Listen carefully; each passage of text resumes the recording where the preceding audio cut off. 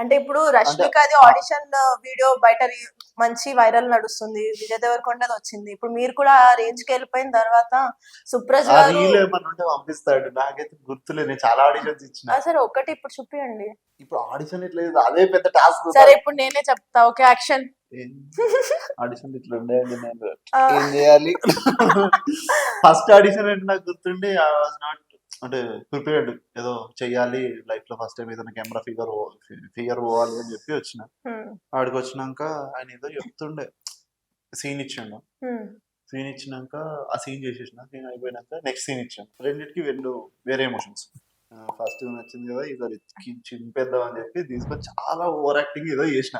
నాకు ఇట్లా అనుకుంటే ఇట్లా చూసి ఇట్లే కెమెరా ముందు ఆయన కూర్చున్నాడు. And he is also DOP and director for that movie అనుకుంటా. అండ్ నేను చేసిన ఓవర్ యాక్షన్ ఎక్కువైపోయి నువ్వు ఇట్లా అని పిలిచిండు. వెళ్ళిన చూడు అని అన్నాడు. చూసిన సెల్ఫ్ రియలైజేషన్ వచ్చింది. మొత్తం అయిపోయినాక ఏం చేయమంటావు అని అడిగింది. ఏం చేస్తారు, డిలీట్ చేసుకోండి అని అన్నాడు.